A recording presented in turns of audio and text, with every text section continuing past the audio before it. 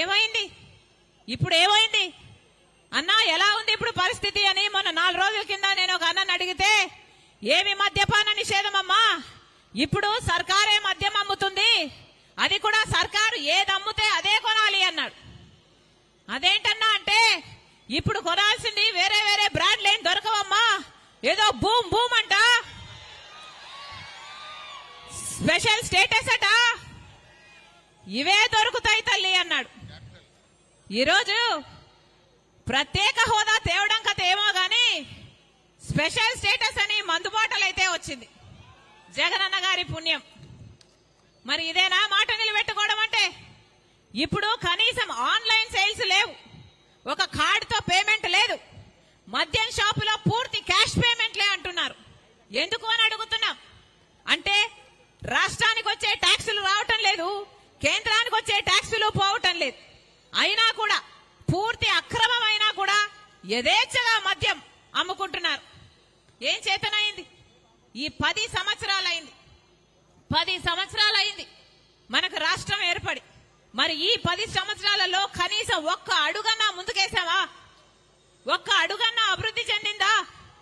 అదే మనకు special status వచ్చుంటే, ప్రత్యేక హోదా వచ్చుంటే మన రాష్ట్రం ఎక్కడో ఉండేది, పెద్ద పెద్ద పరిశ్రమలు వచ్చేవి, రాజధాని పూర్తయిపోయేది, పోలవరం ప్రాజెక్టు పూర్తయిపోయేది, మాట మీద నిలబడే ప్రభుత్వం ఉన్నా, కేంద్రంలో ఉన్నా పూర్తయిపోయేది. కనీసం రాష్ట్రంలో కనీస నిజాయితీతో ఒక మంచి ఉద్యమం చేస్తున్నా ఇవన్నీ సాధ్యమయ్యేది. కానీ ఆలోచన చేయండి, 10 సంవత్సరాలైంది రాష్ట్రం ఏర్పడి, ఇప్పటి వరకు మనం ఒక్కటి కూడా సాధించుకోలేదు. మరి మనం ఏం అభివృద్ధి చెందినట్టు? కనీసం ఈ 10 సంవత్సరాలలో మా రాజధాని ఇది అని గొప్పగా చెప్పుకోవడానికి కనీసం ఒక రాజధాని అయినా ఉందా?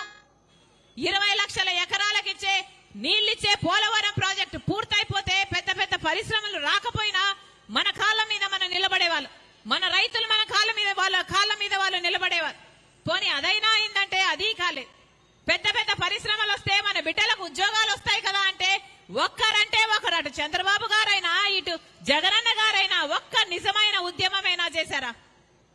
ఆ రోజు బీజేపీ పార్టీ చెప్పిన మాట 5 సంవత్సరాలు కాదు 10 సంవత్సరాలు ఇస్తామన్నారు.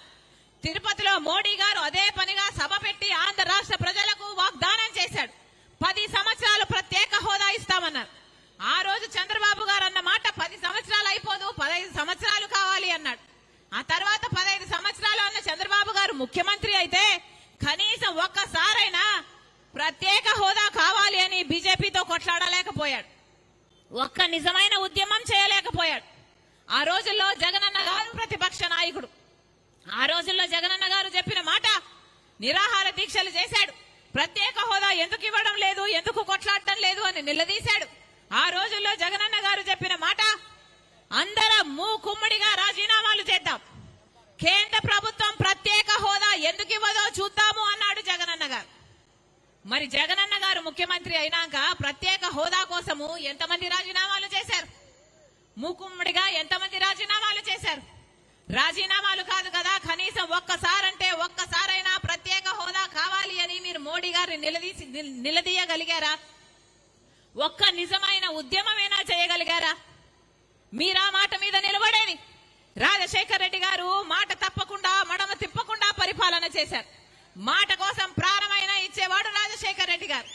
మరి ఏమైంది? జగనన్న గారు పూర్తి మద్యపాన నిషేధం అన్నాడు, ఆ మాట నిలబెట్టుకోలేదు, ప్రత్యేక హోదా అన్నాడు, ఆ మాట నిలబెట్టుకోలేదు. మరి ఇదేనా రాజశేఖర రెడ్డి గారి ఆశయాలను నిలబెట్టడం అంటే? ఈరోజు మన రాష్ట్రంలో 8 లక్షల కోట్ల అప్పుల కుప్ప ఉంది, 8 లక్షల కోట్ల అప్పులు చేశాడు జగనన్న గారు. పోనీ ఇంత డబ్బు తెచ్చారే, మన రాష్ట్రంలో దేనికైనా డబ్బు ఉందా? దేనికి డబ్బు ఉంది? బీడీ బిచ్చము కళ్ళు ఉద్దరా అని ఒక సామెత ఉంది, విన్నారా? బీడీ బిచ్చం కళ్ళు ఉద్దర.